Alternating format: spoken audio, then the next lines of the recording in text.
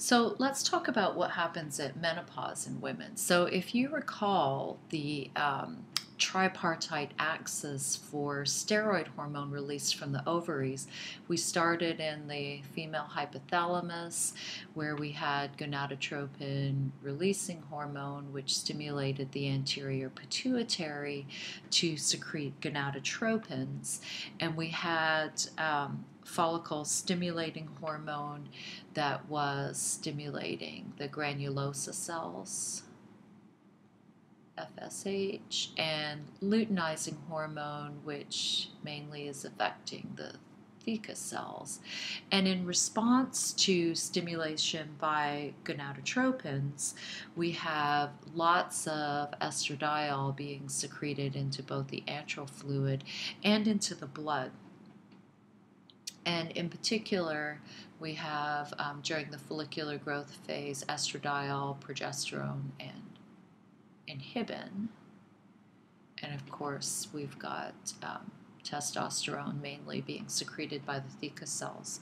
And remember that these steroid hormones have a negative feedback effect to the anterior pituitary and to the hypothalamus. So that's our normal axis of control.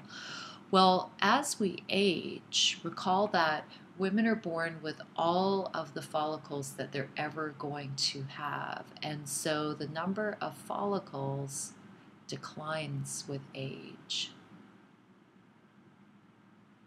which means that there are fewer follicles available to respond to gonadotropins.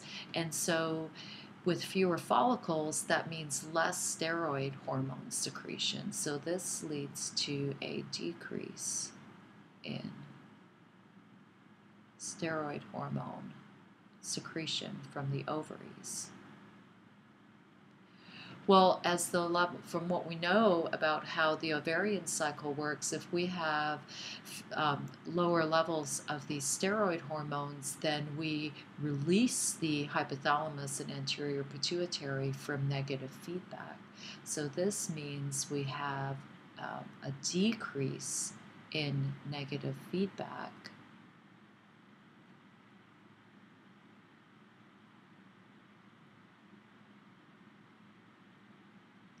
to the hypothalamic anterior pituitary axis.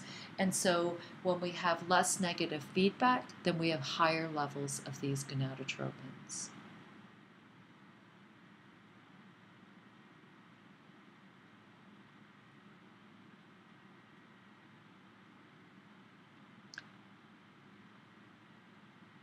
And it's the rise in levels of these gonadotropins which is responsible for the side effects of menopause, like hot flashes and night sweats and all of those other pleasant symptoms that accompany this. So we have fewer follicles with age, and eventually they're all gone, which means lower steroid hormone secretion because the steroids are secreted from the follicles, which results in less negative feedback to the hypothalamic anterior pituitary axis, and with less negative feedback, increased levels of gonadotropins, which then lead to these side effects of menopause.